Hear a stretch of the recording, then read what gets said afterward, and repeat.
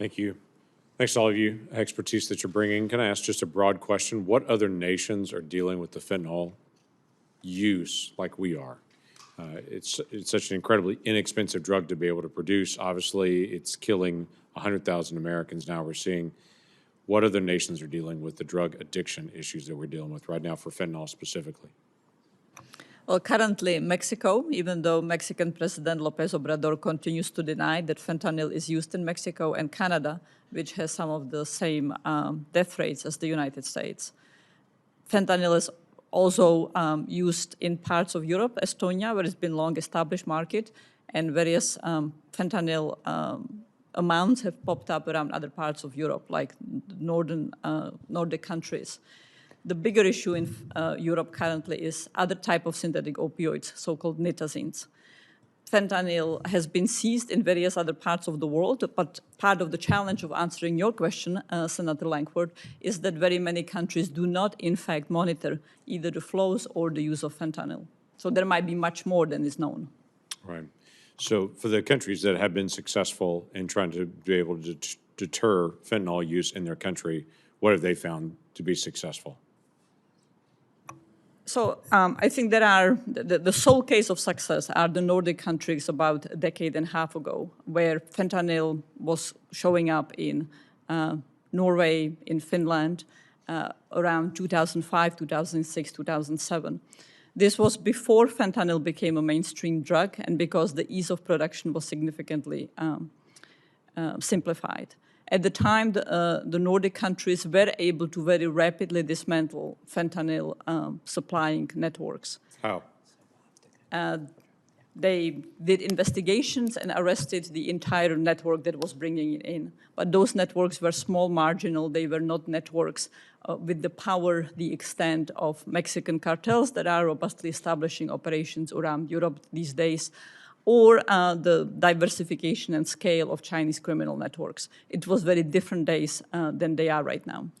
Obviously, the technologies, thank you, by the way, the technologies increased for detection of fentanyl, but we're still not there to have a visual spectral analysis to be able to pick it up, to be able to evaluate that.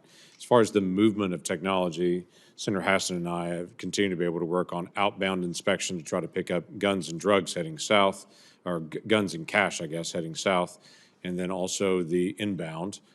It's my understanding we've got about $300 million worth of non-intrusive inspection equipment sitting in a warehouse waiting for Congress to be able to finish out the allocation of the dollars to actually install it. I'm sure that will make a difference for us. But as far as inspection equipment and locations for that or new types of technology for detecting it, what are we seeing at this point? Both handheld that could be used by local law enforcement or at a border. Are we seeing anything? So there's been a dramatic improvement in terms of detection, in terms of handheld and at the border. It just needs to be deployed but deployed on both sides of the border to detect the fentanyl coming in, right? So there's another component of Mexico where we need to build up capacity there. But within the United States, there has been an improvement in terms of technology. It just needs to be purchased, trained, and delivered to the field. Every field officer or investigator that has to deal with this issue on a narcotics unit should have a handheld detector so they know what they're dealing with. But in terms of Mexico itself, if I could digress, I mean, there needs to be a dramatic improvement in terms of resources down there, and you could push those resources out there as well to impact the fentanyl trade. Resources are one thing, the personnel to actually run it and that are trusted partners to be able to do that in those areas, that's something very different. It's something very different, and from my perspective, and Senator Romney brought this up, in terms of organized crime, it needs to be the goal of the United States to take down the Mexican cartels. And the reason I say that is the only way we're going to actually win this battle against fentanyl is to go after the Mexican cartels. There is an opportunity with new leadership coming in Mexico. We need to go back to Plan Colombia and what has demonstrated success.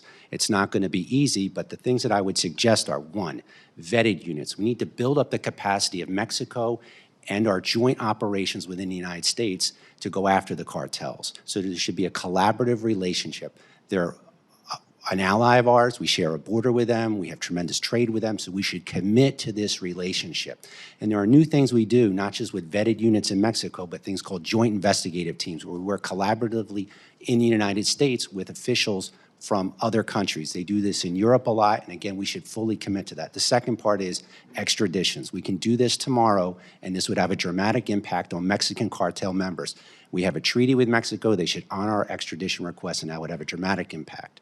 I could go on and on to different ideas, but building up that capacity and committing to it would make a big difference. There's been some push for additional authority to be able to sanction individuals in these cartels.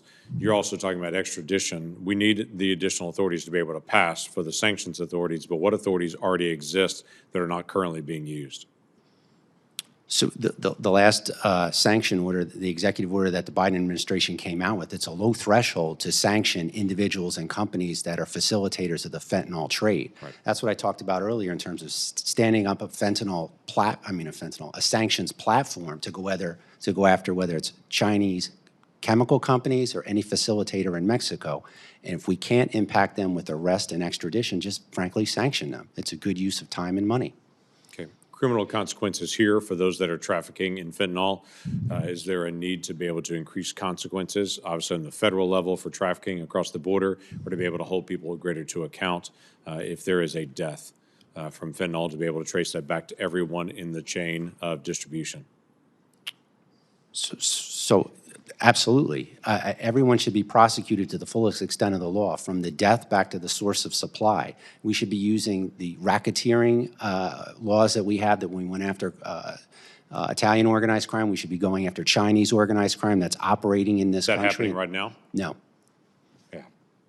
I mean, It should happen. that's one of the concerns that I have, is that it should have. Those are authorities that currently exist right now, that if you've got the death of a 20 based on a fentanyl use of something they thought was an Oxycontin was actually had fentanyl laced in it, death of that individual, being able to track back all the distribution to the beginning.